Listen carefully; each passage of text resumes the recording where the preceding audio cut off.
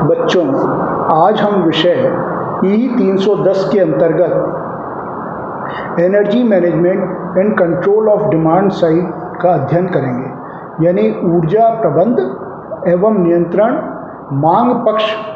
ऊर्जा मांग पक्ष का जो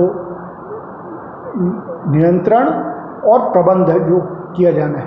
हमने पहले भी ये देखा था कि दो प्रकार के पक्ष इसमें होते हैं, एक तो मांग पक्ष होता है, एक आपूर्ति पक्ष होता है। आपूर्ति पक्ष का अध्ययन हम पहले कर चुके हैं। इसमें मांग पक्ष में क्या हम प्रबंध कर सकते हैं और उसका नियंत्रण कर सकते हैं, उसके बारे में मूलतः अध्ययन किया जाएगा। इसमें जो बिंदु है, सबसे पहला बिंदु जो आता है वो आता है एनर्जी कंजर्वेशन और एनर्जी इफिशिएंसी के द्वारा, यानी हम ऊर्जा का संरक्षण करें और ऊर्जा दक्ष उपकरणों का अधिक से अधिक प्रयोग करें। इसके द्वारा हम ऊर्जा की बचत कर सकते हैं। इसमें सबसे पहला काम होता है ऊर्जा की बचत। ऊर्जा की बचत में हम अपने उपयोग में जिस प्रकार से एनर्जी को ला रहे हैं, एनर्जी का कोई भी सोर्स हम ला रहे हैं, या बिजली के रूप में हो, पेट्रोल हो, डीजल हो, एलपीजी गैस हो, किसी भी प्रकार का हम ऊर्जा का संसाधन उपयोग में ला रहे हैं, तो उसका कम से कम प्रयोग किया जाए। जैसे दिन के अंदर हम जो नेचुरल लाइट है, सूरज की रोशनी है, उसका अधिक से अधिक प्रयोग करें। हमारे घर का कंस्ट्रक्शन इस प्रकार से हो, घर की बनावट इस प्रकार से हो कि दिन के समय किसी भी प्रकार से लाइट जलाने की, रोशनी करने की ज़रूरत ना पड़े। ऊर्जा की जितनी संभव हो सके उतनी हम बचत करें। दूसरा होता है ऊर्जा की बचत से आर्थिक लाभ। तो जब भी हम ऊर्जा की बचत करेंगे तो हमारे ऊर्जा के बिल कम आएंगे। अगर हम बिजली की बचत करेंगे, बिजली के बिल कम आएंगे। यदि हम पेट्रोल की बचत करेंगे, पेट्रोल के बिल कम आएंगे।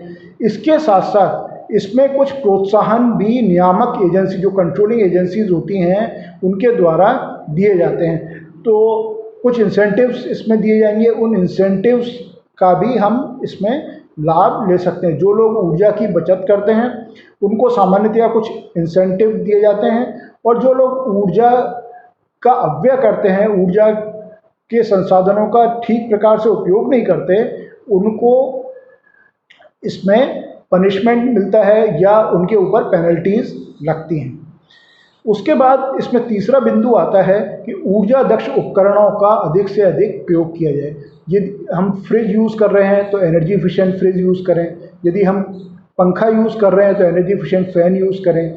लाइट जला रहे हैं तो एलईडी लैंप्स लगाएं।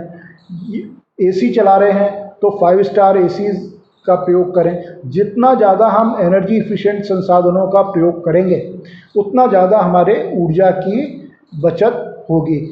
उसमें हमारे कंफर्ट लेवल में किसी भी प्रकार का कंप्रोमाइज़ किए बिना ऊर्जा का सही प्रकार से समुचित प्रयोग जब हम करते हैं तो इसमें ऊर्जा की बचत होती है। फिर हम जब ऊर्जा की बचत करते हैं तो हमारी डिमांड भी कम हो सकती है। मान लीजिए कि हमारे घर में लोड 2.5 किलोवाट है, और अगर हम एनर्जी एफिशिएंट संसाधनों का प्रयोग करेंगे तो जो डिमांड हमारी 2 किलोवाट भी रह सकती है। तो डिमांड में भी कमी आती है जब हम ऊर्जा के संसाधनों, ऊर्जा के संसाधनों की बचत करते हैं। यदि हम पेट्रोल की बचत करेंगे तो पहले मान लीजिए कि हमारे 10 लीटर पेट्रोल कंज्यूम हो रहा था, तो अब 8 लीटर ही पेट्रोल कंज्यूम होगा, क्योंकि हम ऊर्जा या पेट्रोल की बचत कर रहे हैं। इसमें एक लाभ और होता है कि जैसे जैसे हम ऊर्जा के संसाधनों की बचत करते हैं, वैसे वैसे कार्बन डाइऑक्साइड का एमिशन भी कम होने लगता है। तो कार्बन डाइऑक्साइड का एमिशन भी कम करा सकते हैं। तो एक तो बिंदु ये हुआ कि एनर्जी कंजर्वेशन और एनर्जी इफिशिएंसी के द्वारा हम ऊर्जा के संसाधनों की बचत कर सकते हैं।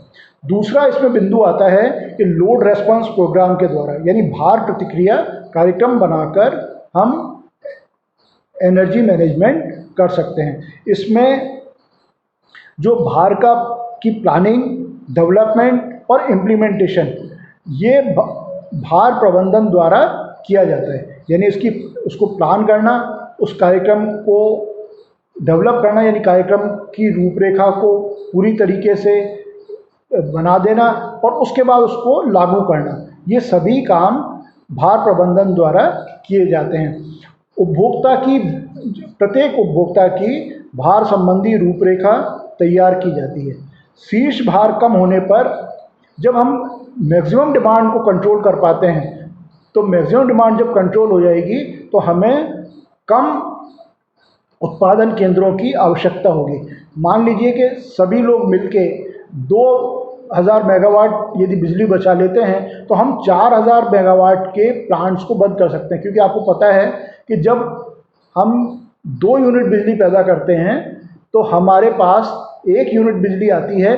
लगभग 1 यूनिट बिजली का लॉस रास्ते में हो जाता है। तो जब हम अगर रिवर्स में सोचें, अगर हम 1 यूनिट बिजली बचाएंगे तो हम 2 यूनिट बिजली कम पैदा करने से भी हमारा काम चल जाएगा। तो इस तरीके से यदि हम सब लोग मिलके यदि हम 1 मेगावाट बिजली बचाते हैं तो हमें 2 मेगावाट बिजली कम उत्पादित करनी पड़ेगी। और अगर हम सब मिलके मान लीजिए 1000 मेगावाट बिजली बचाते हैं तो हमें 2000 मेगावाट के प्लांट्स को रिप्लेस कर सकते हैं। तो ये जो है, जो पीक डिमांड है, उसको कम किया जा सकता है। भार प्रतिक्रिया को सामान्यतया व्यावसायिक और औद्योगिक जो उपभोक्ता हैं उनके अंदर ज़्यादा प्रयोग किया जाता है। अब ये 2 तरीके से हो सकती है। पहला है रिलायबिलिटी बेस्ड, विश्वसनीयता आधारित, और दूसरा है मार्केट या प्राइस बेस्ड प्रोग्राम। जो रिलायबिलिटी बेस्ड हैं उसमें घटना की जो भविष्य में जो घटनाएं होती हैं उनकी प्रतिक्रिया स्वरूप ये परिचालित होते हैं।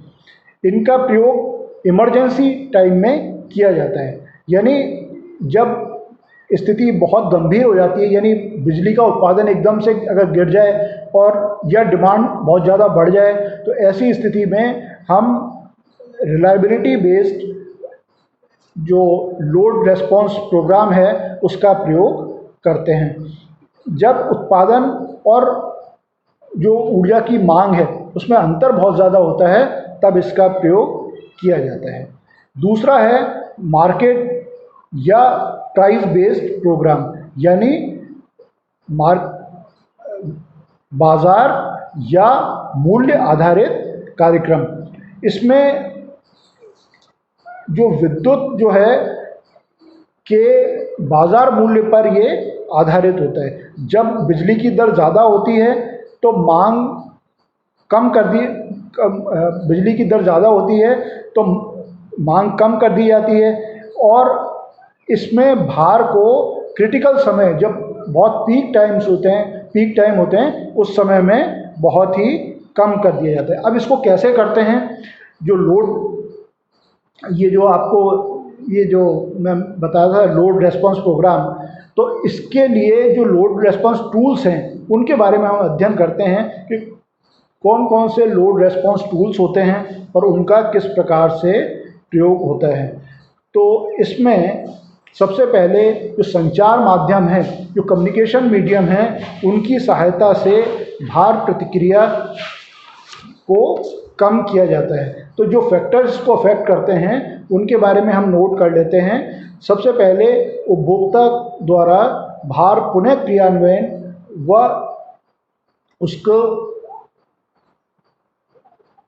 उसके उत्पादन की लागत जो है उसका वो इस पर निर्भर करता है कि हम किस तरीके से इसको लोड रेस्पॉन्स प्रोग्राम को कर पा रहे हैं। दूसरा है भार प्रतिक्रिया, यानी उपभोक्ता द्वारा भार का पुनः क्रियान्वयन, यानी एक दफ़े हमने भार को कम कर दिया तो फिर जब हम वापस से उस भार को रीएस्टेब्लिश करेंगे तो उसके अंदर कितनी लागत आएगी, ये चीज़ हमें ध्यान रखनी पड़ेगी।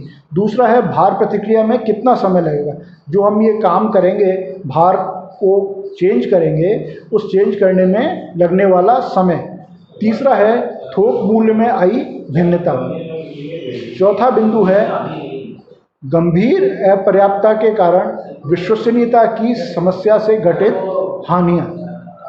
और पांचवा बिंदु है कार्यक्रम को क्रियान्वित करने में आई हानियाँ। तो ये 4-5 फैक्टर्स होते हैं जिनके ऊपर लोड रेस्पॉन्स प्रोग्राम डिपेंड करता है। ये इसके बेसिकली टूल्स हैं।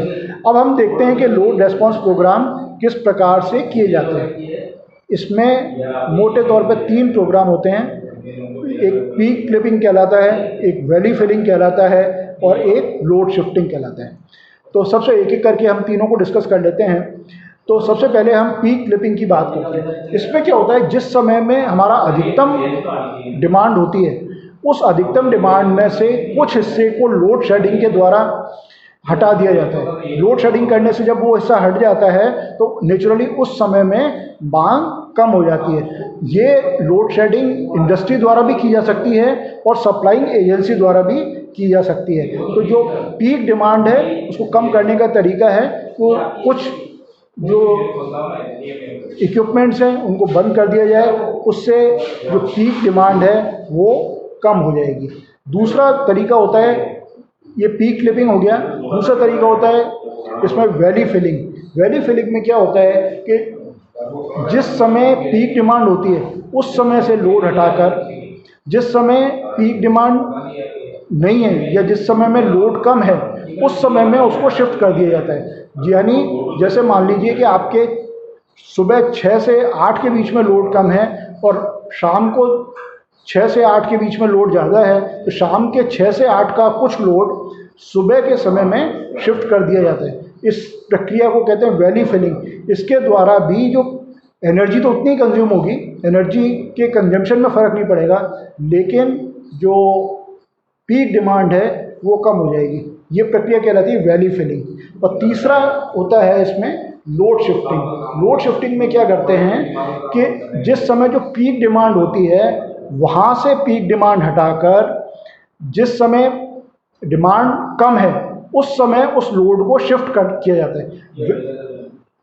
वैली फिलिंग में तो हम क्या करेंगे कि लोड जिस समय लोड कम है उस समय में लोड को बढ़ाने की प्रयास करेंगे या उस समय हम अपने अधिकतम काम करने का प्रयास करेंगे।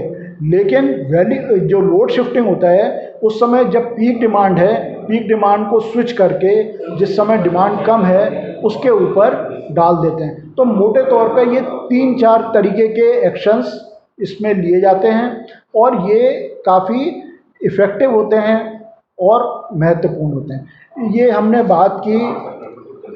अब इसमें हमें ये देखना है कि डिमांड मैनेजमेंट जो है, जो एनर्जी मैनेजमेंट है, ये डिमांड साइड का भी हो सकता है और सप्लाई साइड का भी हो सकता है। लेकिन सप्लाई साइड में करना इसलिए महत्वपूर्ण है कि एक तो सप्लाई साइड में जो हम एनर्जी यूज़ कर रहे हैं उसके अंदर जो रास्ते के लॉसेस हैं वो सारे उसमें इनकॉर्पोरेट हो चुके हैं।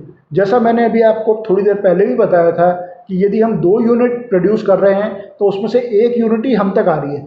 यानी अगर मान लीजिए हम 1 यूनिट बचा रहे हैं किसी भी तरीके से एनर्जी मैनेजमेंट के द्वारा, तो हमें 2 यूनिट कम प्रोड्यूस करनी पड़ेगी। तो इसमें अब इसको मैं सारी चीज़ों को सम अप अगर करने की कोशिश करूं तो हमने 2 तरीक़ों से एनर्जी डिमांड को, जो डिमांड साइड मैनेजमेंट है उसका जो मांग पक्ष प्रबंधन और नियंत्रण है वो 2 तरीक़ों से करने का प्रयास किया। एक तो एनर्जी कंजर्वेशन के द्वारा और इसमें एनर्जी इफ़िशियंसी इक्विपमेंट्स को लगाना भी शामिल है, और दूसरा है लोड रेस्पॉन्स प्रोग्राम के द्वारा या भार प्रतिक्रिया कार्यक्रमों के द्वारा। ये दोनों ही कार्यक्रम महत्वपूर्ण हैं और दोनों साथ के साथ चलते हैं। इसमें जो पहला पार्ट है ये मूलतः सारा का सारा उपभोक्ता द्वारा ही किया जाने वाला कार्यक्रम है। एनर्जी कंजर्वेशन उसी को करना है और एनर्जी इफ़िशिएंट संसाधनों का प्रयोग भी उसी को करना है। जहाँ तक लोड रेस्पॉन्स प्रोग्राम का सवाल है, ये पार्टली उपभोक्ता द्वारा किया जाएगा और कुछ हिस्सा इसका सप्लाइंग एजेंसी द्वारा भी किया जाएगा। तो इन दोनों हिस्सों का सम्मिलित प्रभाव ऐसा होता है जिससे हम एनर्जी जो डिमांड साइड का जो प्रबंधन है और नियंत्रण है वो प्रभावी रूप से कर सकते हैं। तो आपने इसको ध्यान से सुनें और इसको कॉपी में नोट करें। आपका बहुत बहुत धन्यवाद।